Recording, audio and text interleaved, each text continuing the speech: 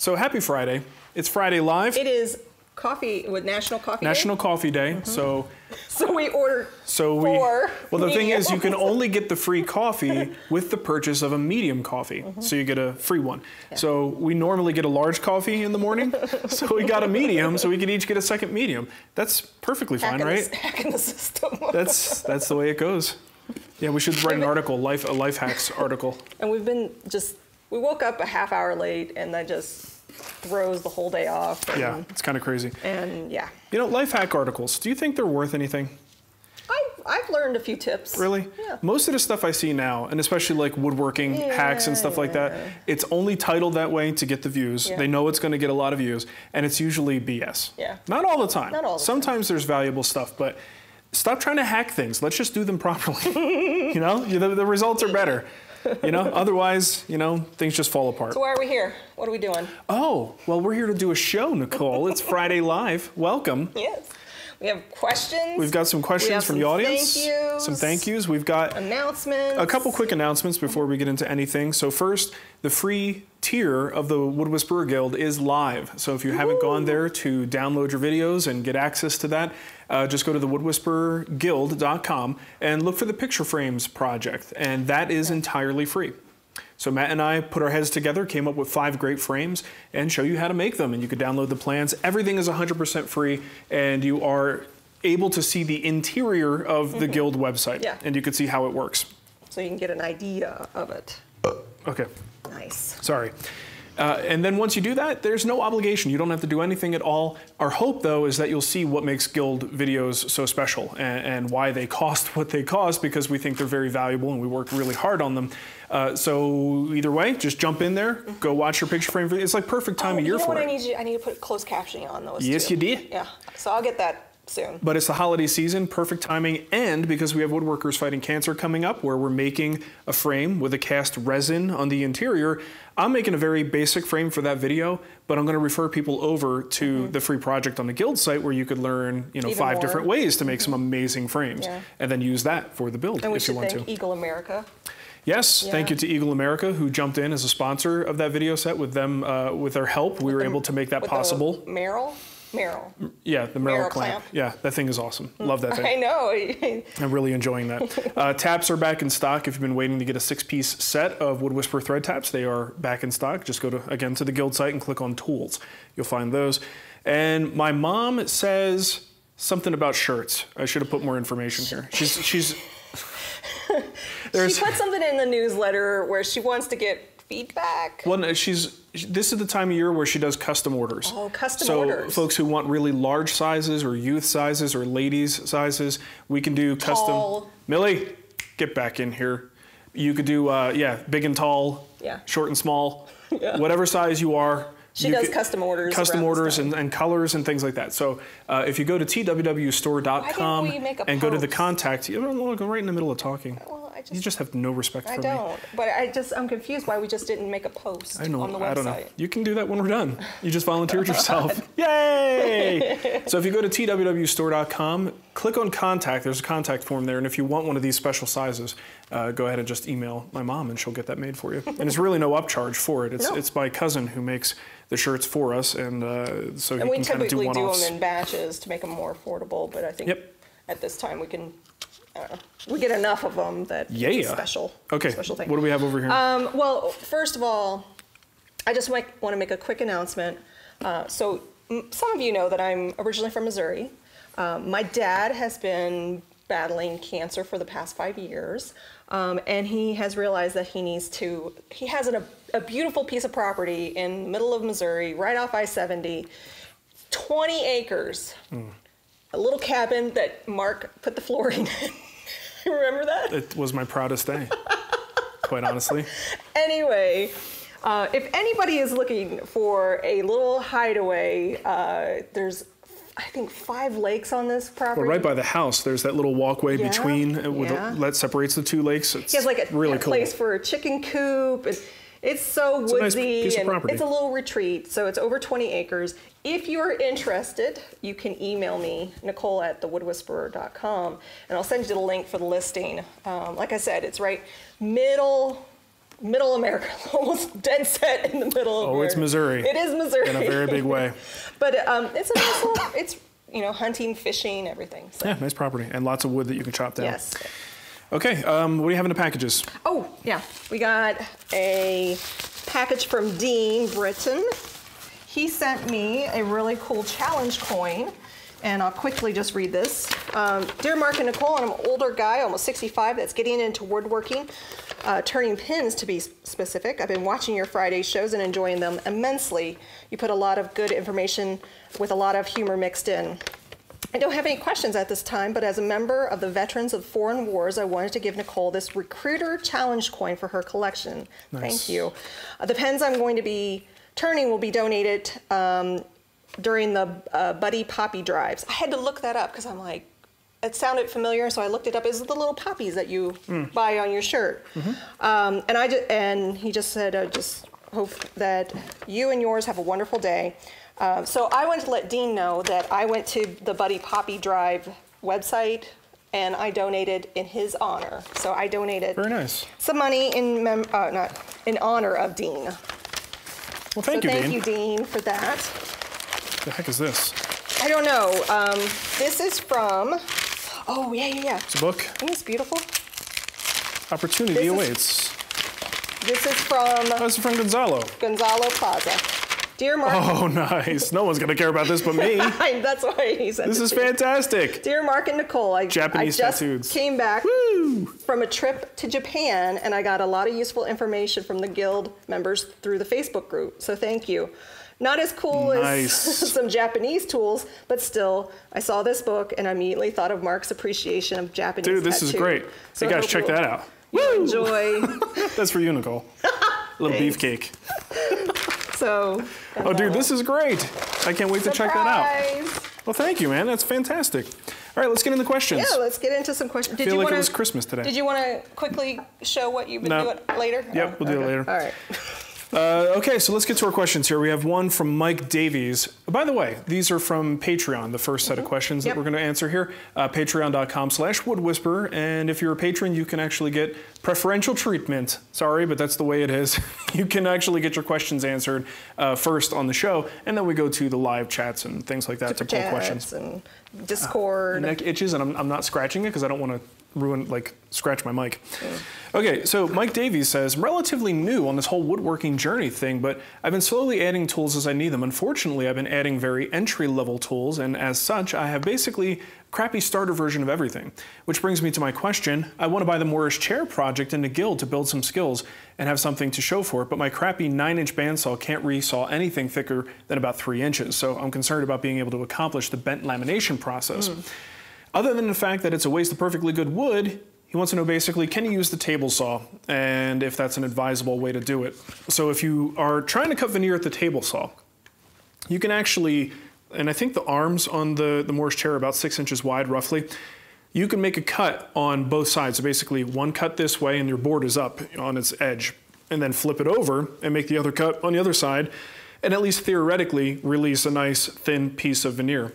The trick with this though is the wood has to be really stable, right? Because if the wood starts to bow or do anything weird on you, you've got a lot of that blade that's tucked into that board. So it is a bit of a risky endeavor, and the wood almost never stays perfectly flat, right, when you resaw it. So imagine doing this at the table saw when the piece has the chance to bow, to bend inward on itself. Additionally, once you have that offcut, it's not going to be perfect.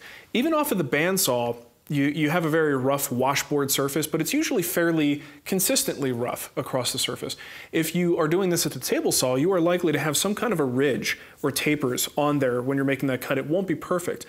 So that other side is going to need a reasonable amount of work, which means some kind of a planer sled in the planer might be a way. I mean, these are going to be thin pieces, so you got to be careful. Of course, I would use a drum sander for something like that. So it isn't my favorite way to do it. I'm not going to say that you can't do it. I'm just going to say it's going to be a little bit risky. You can definitely, it can be done, and I know a lot of people in the chat room can probably say that they've done this before, but for the amount of laminations you have to make, I sort of hesitate to recommend it because I think it's a little bit risky and it is wasteful. Pretty much anything possible as long as you have the time and Oh, the sure. tenacity. Yeah, I mean, pretty if you, much. and here's the thing, you might start cutting one board and it just goes to crap on you, so then you have to go get another board and try it again. So it's not just, he's concerned about waste as well. It's not just the kerf waste that you have to think about, it's how you might have some screw ups and you completely trash an entire board. So it's a little bit risky, can be done. I'm not going to say it's my recommendation to do it, but it certainly can be done. So I do think if you really want to have a smooth sailing sort of experience there, you probably do want to wait until you have a little bit more of a capable bandsaw. Okay. Okay. Tommaso says planer straight blades, single edge or double, back bevel. Okay, so you're talking about planer knives, single or double edge. I'm not 100% sure. Do you mean like a microbevel? Because otherwise I don't know what you mean. But I don't really think it necessarily needs a microbevel. The back bevel thing, I used to do that because David Marks told me to. I watched an episode of Woodworks and David Marks says that he always back bevels his blades. So I was like, okay, when I get these sharpened, I will order them and have them back beveled. I don't think at the time I knew enough about anything to know how much it did for me and whether it was really worth it. So go for it. I don't think it's going to hurt anything. And if it's David Marks giving you advice, that's a pretty good bet. Yeah. So yeah, sure, go for the back bevel. I forgot about something. So the giveaway, this month's giveaway is sponsored by Very Super Cool Tools. Doing an awesome, you get 2 more days to enter over at thewoodwhisperer.com/giveaway. Nice. They're a small company like us. Alan Little and his wife, Sue. Ask Woodman. Yeah, Ask Woodman. He just had hernia surgery today. Oh, no kidding. Yeah, and Sue sent me a picture of Alan. He's like... He's in his hospital bed, all happy and excited. So Alan, we hope you feel much better. He's just excited about the giveaway, is what it is. Well, yeah, I hope you're feeling better, Alan. I didn't realize he was having surgery. Heal quickly, man. Yeah. Okay, Stuart Johnson wrote in, says there are many ways to make a simple rail and stile joint, ranging from pocket screws to hand cut mortise and tenon. It seems like a loose tenon joinery might be one of the best. The domino looks like it's the fastest, but costs the most. Bead lock looks like it would work well, but takes longer to drill all the holes. What about loose tenons with a router? YouTube and various magazines show many home-built jigs for cutting mortises using a router. Some are very complicated, while others are bare bones, but work well. Is there a significant strength difference between the different types? Have you considered a how-to offcuts making a loose tenon jig? Well, last question first. There will probably never really be much in the way of how-to on the offcuts channel. That's not why it's there. But that's besides the point. That would be on the regular channel. I have shown how to cut loose mortise and tenons many, many times in various projects, including the dining chair. And granted, it was a very fast video because it's a Guild recap video. But I did show using a edge guide and a couple different tricks, and it was actually a angled mortise that we had to cut. So, you know, there are tricks and things that you can do that don't really involve jigs and things like that. So, you know, the jigs are fine. I do think loose tenon joinery is perfectly strong. It does the job. I use it all the time. But I don't really think the jigs are worth it, at least in my opinion. If you have a good solid edge guide and you have a little bit of experience, a little practice under your belt, and a nice sharp bit, you can pretty much put a mortise anywhere you need one to be. You might have to add some auxiliary guides to balance your router to make it a little bit safer. But I don't really see any need to build a purpose-built jig for that. For years, the Lee Company sent me the FMT. That's a frame mortise and tenon jig. It's an absolutely beautifully engineered piece of equipment. And I felt so bad because it was sent to me in hopes that I would eventually, you know, talk about it or do a project with it. And the job of this thing is to hold the workpiece in a position while you have the router on top and you cut your mortise and there's little templates and things like that. I just never found a need for it. I couldn't justify using it. It just was something I never got to because I could just put my edge guide on my router and go and be done with it. By the time I read the manual on that thing, I could have been done with the mortises. So, you know, there are some good ones out there, you know, don't get me wrong. I just think you could do so much with an edge guide and a router that you don't really need all of those, you know, fancy jigs. If you want to make things quicker, yeah, save up, get that domino. That will absolutely make things quicker. As far as strength goes, there have been tests on this. You could, like, I believe, find Woodworking, maybe even Wood Magazine. I mean, people have done strength tests in the past. I don't put much stock in strength tests because most of the time they just tell me that every joint is stronger than I even need it to be. So whether I'm using pocket screws or some more traditional joinery, I don't have any fear that my furniture is going to fall apart using any of those types of joints. Okay, Aaron Hargrave says, question I've heard asked a bunch of times, what's the best project for a beginner? My day job for a decade plus has been finished carpentry, and I get as much time in the shop as the family allows. Having experience, what's the project that'd be for me? Your videos for me are an inspiration, reminders of techniques that I haven't used in a while. Side note to anyone considering the Guild or Patreon, literally every one of my questions I've asked has been answered. So there's that. All right, maybe we shouldn't answer his question. Let's just kill his role there. Okay, so what was this question? Well, that fast, it went out of my head. The best project for a beginner is the thing you really want, right? There are, cutting boards, trivets, picture frames. You could name these things that are just classically considered beginner projects, but I don't like doing that because unless you need a cutting board or a picture frame or a napkin holder, the lessons you learn in that project will not be nearly as valuable if you have a vested interest in the outcome. So if you are, you mentioned family, if you, have a wife or kids and they want something, make something for them. Because guess what? Even if it isn't great, they're going to love it. I find this with technology too. So when I was teaching myself how to do program like HTML and even our app, I tried to learn it without having a goal of, something. Like practice exercises. Yeah, and I never really connected with the information as much as I had when I actually was building it, and I needed to get it done. Well, I did that with SketchUp. Yeah. I went through Bob Lang's SketchUp tutorials, and I went through the manual, and I did everything and all the practice exercises. Yeah. Guess how much of that I remember? None of it. Now, if I were actually doing that in the context of a project that I built, I probably would have had it's just a different mode of learning, I think, when you have more of a vested interest in the final outcome. And if the project that you want has a few challenges in it that you're like, oh, that's something I haven't done before, that's a good thing. You need to do that, right? And then if you mess up, boy, are you going to remember that lesson. Okay, Mistakes are good. Yeah, so I'm not going to tell you what project to make. I'm going to tell you to go online and look at things that might make your family happy. I was going to say, your family will let you know. Hey, kids, what do you want? Hey, wife lady, what do you need? And then parents. Yeah, parents. Oh hey, gosh. Parents. Your mom. Oh, geez, that's why I don't ask my mom that question, because I usually get a nice list, alphabetical. Yes. Okay, Butch Sizemore. Nope, let's go to John's. John's question, John Schmidt. Is there a difference in quality between Lee Valley and Veritas and the Lee Nielsen low-angle jack planes? What is up with the A201 PMV11 on the Lee Valley site? And it gives us a link. Generally speaking, quality level, you're going to find that Lee Valley and Lee Nielsen are like identical. I think most people would consider them, just in terms of the quality scale.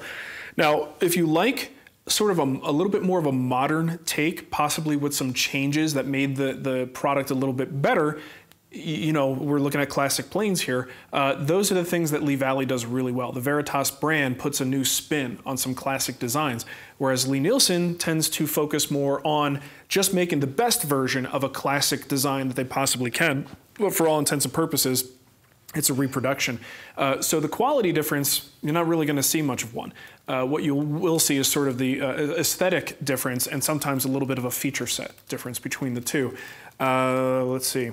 So in terms of the steel, he's talking about A201 and PMV11.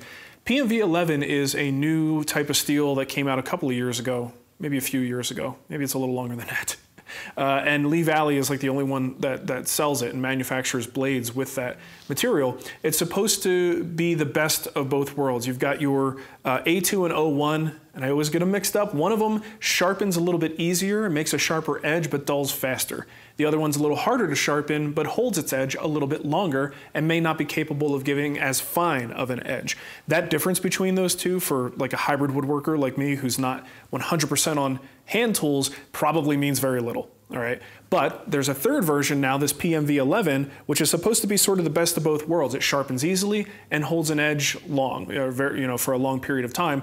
Look at reviews. I know Schwarz has reviewed it, and tons of other people have reviewed the steel, and those are people who do use their hand tools exclusively and can tell the difference between different types of steel because they just use it so often. But if you have the funds and you like Lee Valley's form factor, the PMV11, from what I hear, is the way to go. Butch Sizemore, I'm going to buy a workbench in the guild tomorrow. Did I mention that? Oh, snap! You didn't even mention I didn't even mention it. The Roubo workbench, this one right here, this beautiful bench we're sitting at now, is on sale, 30% off in the guild, thewoodspearguild.com. So it's just Sunday, this weekend, just through Sunday, and then it's done. Or if Mark forgets to, it might be there Monday morning. Sometimes I like to go to sleep at night, and I'm not up at midnight to flip the switch. But yeah, seriously, the bench is 30% off. Even if you're not going to build the bench right now, or this particular bench, it's a good build to watch. It'll give you a lot of tips and tricks on how to make a bench, and then when you're ready to build your own, the videos are there waiting for you. So check that out. Okay, Butch is going to buy this project when the sale starts. Question is, I don't own a hand plane or a dovetail saw, but can get them. I've never done this kind of joinery. Am I stupid to think I can do this? That was a weird accent. You like put California in there or something. For the Californians from SNL. Yes. Stupid. I'm going to go down 405. I'm going to go down to 101. 101 to the... I can't remember all the things from it. We used to do that all the time. Okay, trust us, it was really funny. Look up the Californians on YouTube. Yeah. Okay, so I think he's probably talking about the dovetail joint in the front. You've got the front lamination that's dovetailed into the end cap. The rest of it is like mortise and tenon joinery, so I don't think you're going to have a problem there. The hardware is done mostly with router work. So as far as that particular joint goes, I didn't use a dovetail saw or a hand plane. I didn't use either one of those to make that joint. That was done using the bandsaw and a router, and of course chisels. So I think you'll be okay. And honestly, it's like we were talking about before. When there's a will, there's a way. There's always a way to get these things done using different tools, just like we talked about with the veneer cutting earlier. She's laying over there. Okay. Just making sure we didn't lose you could usually figure something out. And guess what? Lots of people, if you go into the Wood Talk Online forum or our Facebook page, you will find lots of people who built this bench doing all different variations using all different types of tools. In the Guild Facebook group, that's always the post that everyone's just really like, I did it. Yeah, exactly. It's the rite of passage post, I think. Landon wrote in, have you ever ebonized or drastically altered the color of a light colored wood? Do you have any techniques for keeping and covering the grain of the wood visible through the heavy top color? Okay, so I have done this. If you look in the Wood Whisperer website, I think it's called something like a deep red mahogany finish or something. I'll look it up. Yeah, something red mahogany. Just search for that on the website. I show a technique that I used, and it's a two-part process. Generally speaking, a light color wood needs to have a base color change, right? How do you spell mahogany? M-A, not O. Okay. Mohogany. Mohogany. Mohogany. Someone's going to find it by the time you do. So if you hit it with a base color and then a secondary color after that, you really have a 1-2 punch that gets you where you need to be. So for me, I like to use a dye. All right, so the first color will go on, the dye absorbs nice and deep and gives you a nice base color change. And then I use a gel stain after that. And the gel stain, as the secondary color, the gel stain has a lot of pigment, sits on the surface more, can obscure the grain, which you asked about, but it does a really, really good job of adding a nice dark color.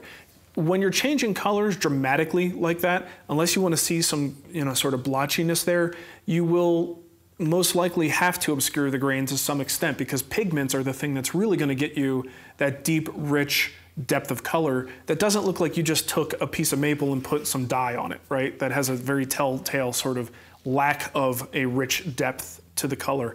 So this two-part process is one that I use. Now you can apply that to a bunch of different stains. You could use dye as your first coat and then follow up with just an regular oil-based stain. You could switch things around and use water-based finishes to do all this stuff. So lots of different ways you can accomplish it, but I like the two-stage process. And there's a lot of different stain products that could get you there too. Can I just say that Google has spoiled me? Has it? I am not the best speller. Oh, we don't have like a spell suggestion? In our search, I'm like, just get as close as I could, and it's like nothing. Yeah. So it's like, lady, you need to know how to spell mahogany first. I have to go to Google to tell me how to spell mahogany, and then I can... Actually, you could have just Googled that and probably would have found our entry. So. Okay, Aaron Guild. When doing power carving, do you have any suggestions and techniques that can be used to maintain a higher degree of symmetry between pieces, such as two arms of a chair or two sides of a box? You know what?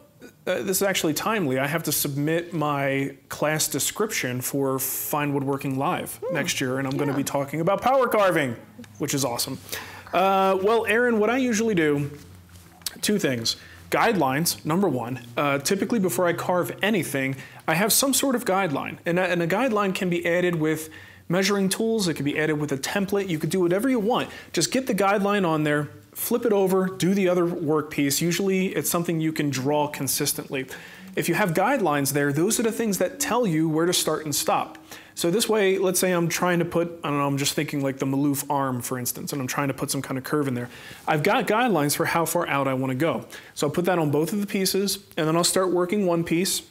And then once I feel like I'm approaching those guidelines to the point that those guidelines might start to disappear, that's when I'm going to switch to my other arm. Right? And I'm going to catch it up to where the first one is. The key is to not go too far on one piece before you catch up the rest.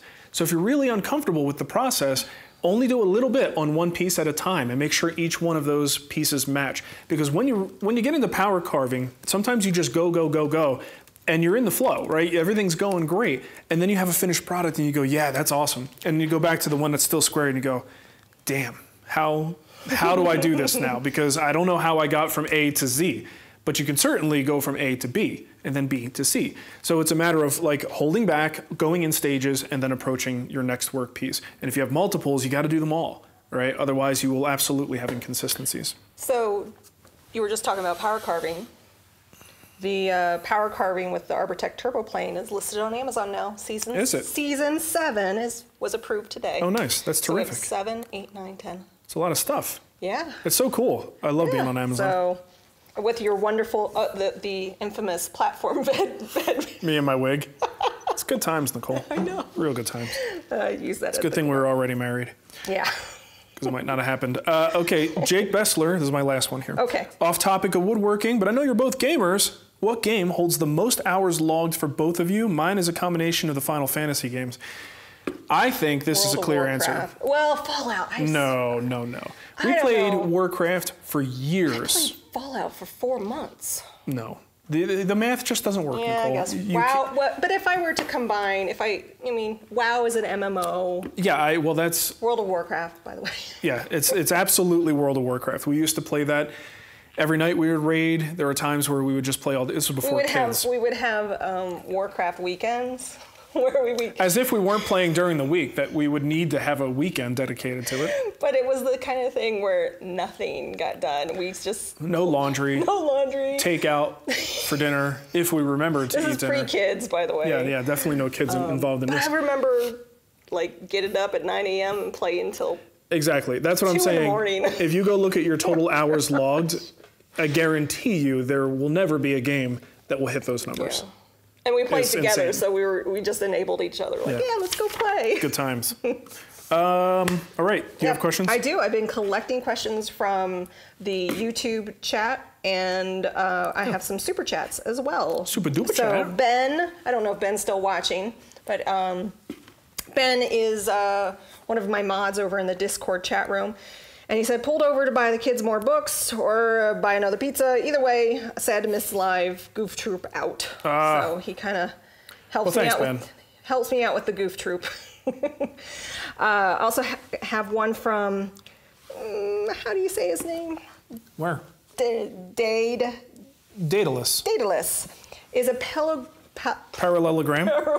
Can we just read the whole thing? Yeah, you do it. Is a parallelogram jointer worth the extra money? Also, here is some coffee money from one Missourian to another. Mid-Missourian. Mid-Missourian to another. It's very specific. Okay. Mid-Missouri is totally different than any other part of Missouri. Mid-Jersey is totally different. Yeah, that's true. Than other parts of Jersey. Yeah. Okay. A parallelogram jointer worth the extra money? In my opinion, yes. Why?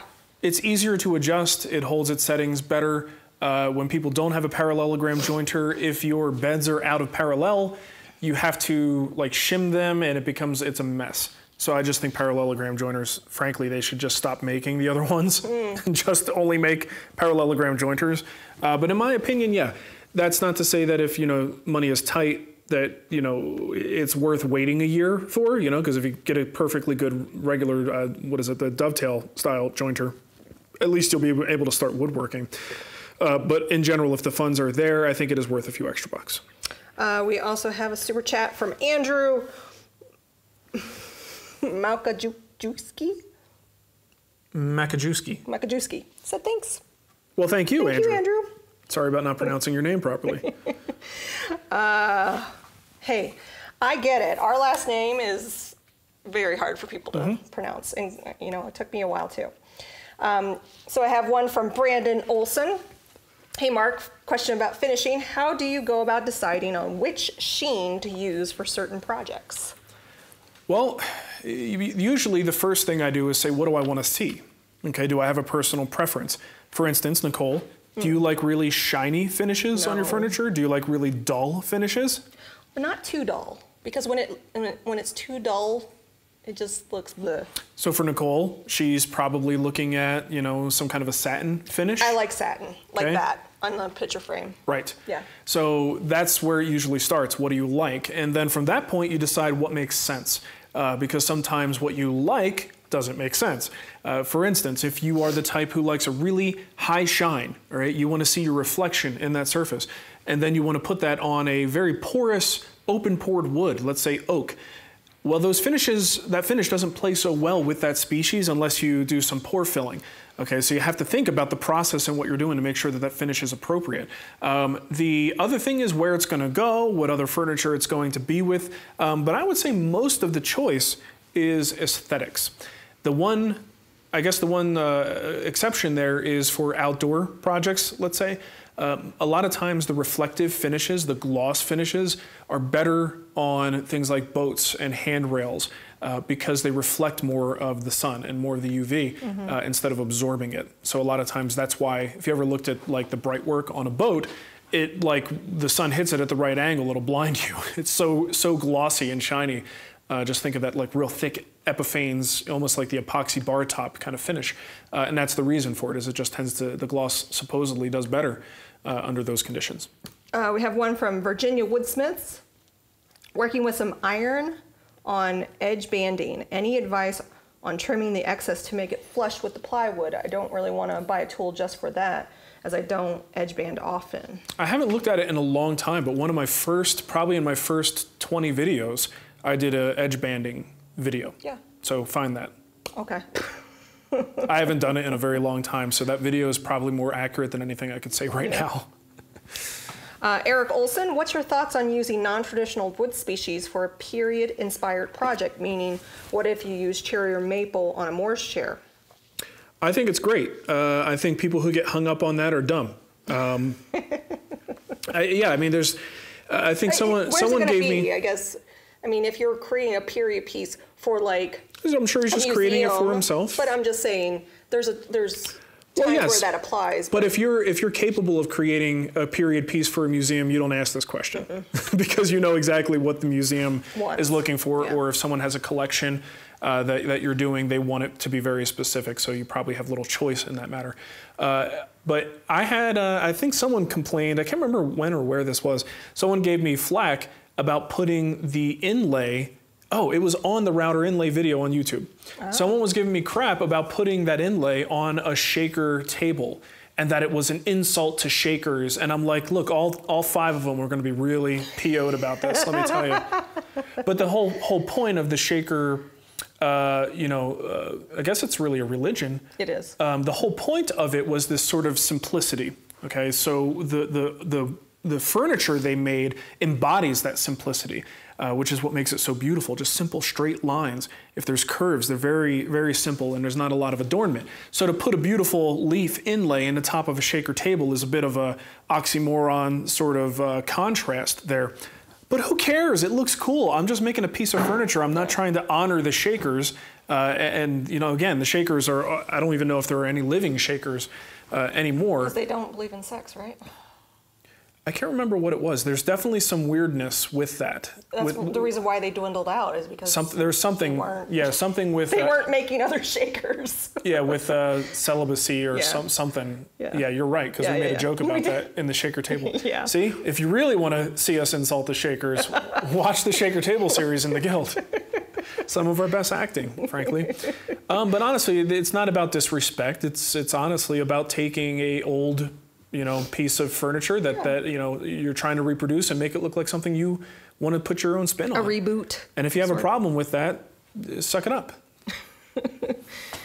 Or make your own.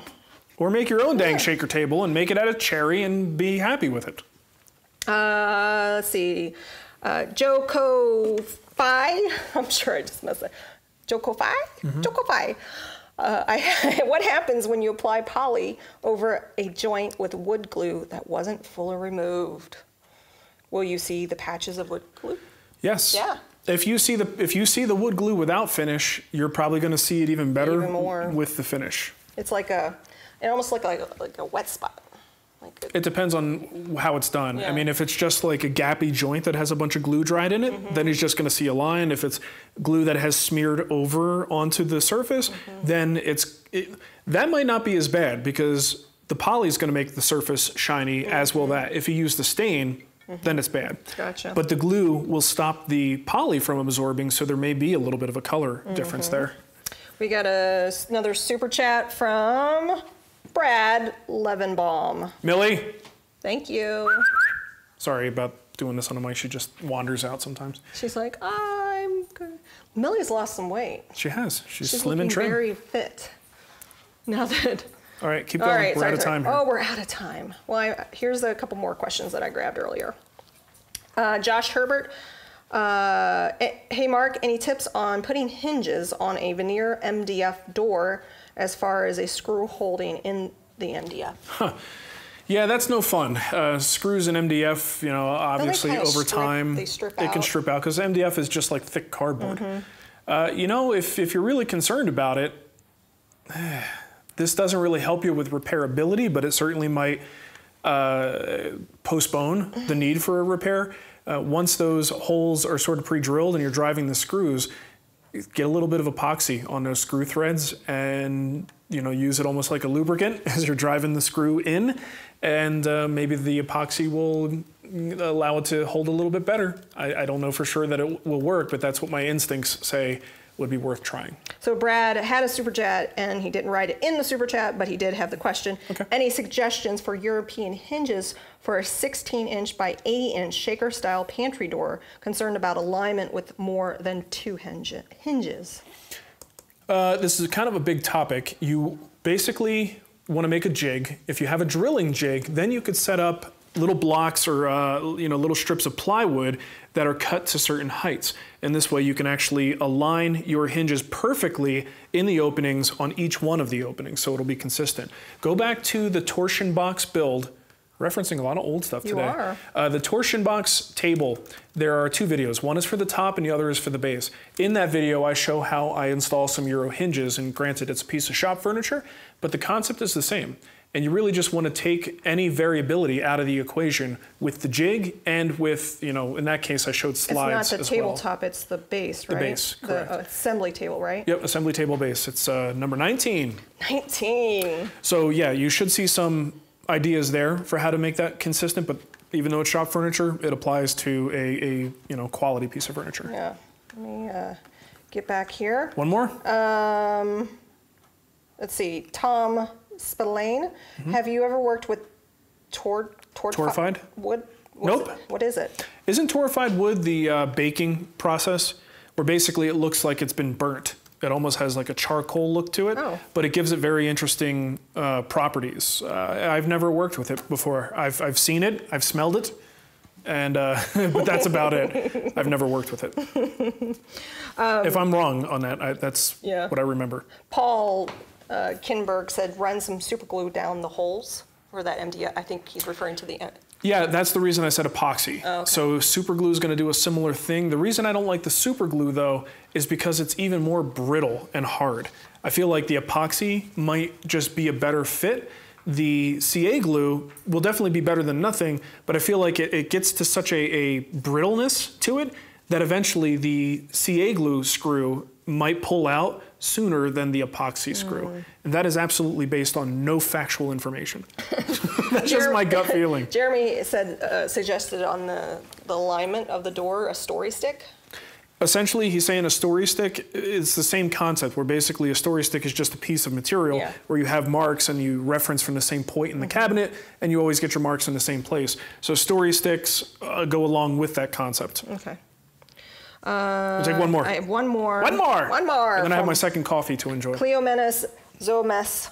Hello, question please. Can I use fine wood dust instead of 405 filler with the West System epoxy? I want to glue some not so tight mortises, and the 405 is really hard to find and expensive here in Greece. That's a great question. He's in Greece. That's amazing. Let's get Greek for lunch. Oh yeah. We've got a really good Greek place. They have great pitas. I'm sure you would probably think it's crap, but we like it. It's like, yeah, like any foreign food in the United States. Yes, I think you can. I haven't really done that. Generally, if you're not familiar, the epoxy system he's talking about, you've got your resin, your harder, you do 50-50 each, mix it together. All of it over there. It's all over there. There is a filler that you add, and it's like a fine powder. Now, they sell different types of fillers for different applications, but generally it thickens it, and it provides more structural integrity to the epoxy itself. So that's kind of what he's asking. Can he use wood dust for this? Yeah. I don't see why not. Well, someone in the chat room says no. I don't know, but I don't know how well it will work, because again, I hardly ever use the filler. I use it for thickening. The applications I use it for don't necessarily require it to have its own structural integrity. I'm usually doing fills and things like that. So for loose joinery, even without the filler, you're fine. I've done it a million times. As long as you get enough of the epoxy in there, it's not just going to fall apart. Epoxy does fill gaps. It just fills them with more strength if you add some kind of a cross-linking filler like that. So the truth is, I don't actually know, because I don't know exactly what the properties of that particular filler is and why it wouldn't work. But I feel like if it at least thickens the epoxy, it will help a little bit, but it may not do the cross-linking or whatever happens with that specific filler. Well, Mike Smather says, the wood dust doesn't help the bond. It only makes wet wood dust. Just call the West Systems helpline. 403 microfibers is the best filler for wood. Well, I don't know. Okay. 403 is. I have 404. Yep, so there. I mean, like I said, I don't really rely on it to do very much. There are people who may have applications that absolutely require that for strength, but in my case, it doesn't very much matter. Yeah. And here's the other thing. If your joint is so loose that you're looking to just fill it with gobs and gobs of epoxy, probably consider gluing on a piece of veneer to your tenon, right? Yeah. And then maybe trim it a little bit more to bring it down to size. Fill it with wood instead of glue. And I think you'll be happier with the results over time. All right, that was my last question. Okay, wonderful. Hey, I got some people to thank on Patreon. Oh, yeah, we do. Let's do that. By the way, I don't know why I have a TARDIS shirt. It came in the Think Geek box. Is that why? Yeah. Because I don't give two hoots. We watched a little bit. I don't give two hoots about Doctor Who. We watched like one season. We watched. It was hard to get through. It was a season with that really attractive girl who later became a prostitute on Showtime. Yeah. Pepper. Yeah.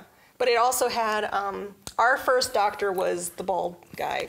He's in The Leftovers as the priest. The priest. Yeah, I can't remember his name. Well, it was okay. But I think it's one of those things that you had to grow up with to really understand what it's all about, and we didn't. So we tried to get into it late in the game. Somebody is screaming at us right now. Oh, I'm sure plenty of people are, but it's terrible. So there's that. Okay. So special thanks to folks on Patreon, patreon.com/woodwhisperer. These folks helped us out, and we'd like to let you know who they are. Ellen Bacon, Tim Franks, John Adams, not the president. No. Mark Manula, Mike Davies, Dave Smith, and Jean Johnson, or Janae Johnson, I'm not sure. I think it's Jean. Yeah, okay. Well, thank you so much, folks. Thank we appreciate you. the support. Definitely. And again, if you want your name to be announced on the show, you want priority service with your questions, just go to patreon.com/woodwhisperer and we will hook you up there. Yeah, and I believe it's the $5 level for the questions. Yeah, every Thursday I post something and we grab questions from there. And then we pick somebody. Did you want to show that off? So here's one of the cast frames that I did for the Woodworkers Fighting Cancer. Speaking of Woodworkers Fighting Cancer, my auctions, we have a number of companies, Powermatic, Fuji Spray, When do those start? Very super cool tools, Type Bond? Eagle America. All those auctions, well, some of them I'll be posting later because I haven't gotten the details of them, but I do have at least 5 auctions that are going to go live. Not tomorrow, but on Sunday. Yeah, and everything will happen in October, and I can actually tell you right now, people who are waiting for the plans for this build, there's nothing to wait for. Honestly, all you're building is a frame and filling it with an epoxy casting of something. You can get creative with the frame, get creative with the sort of thing you're creating. You can create a little scene and then fill it with epoxy. The video will give you some tips and tricks for that, but none of this is really new information. And if you're looking for how-tos on the frame, go to the Guild site and you can actually get that picture frames project for free and have some really great frames. And we're going to be doing some pretty cool stuff this year. We got a partnership with Giddy. Yeah. That's going to be awesome. Giddy app. If you get the Giddy app, if you're a fan of Carl Turner guy, Carl Jacobson. Yep. Good dude though. But he makes me go like this with my hands for some reason.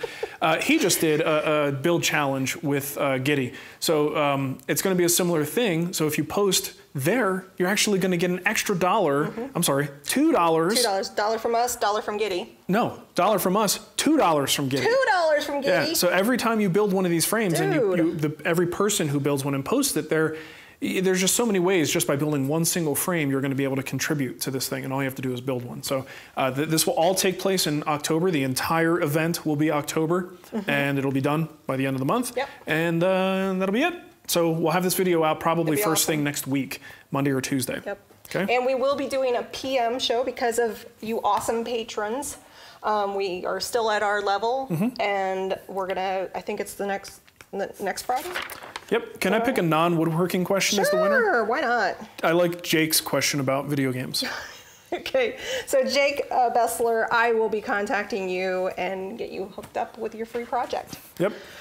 And I think that is it. I shared the auction site. It's at 32auctions.com/WFC 2017. Nice. I'll be updating all of this information. Somebody said they're going to make a TARDIS in a frame.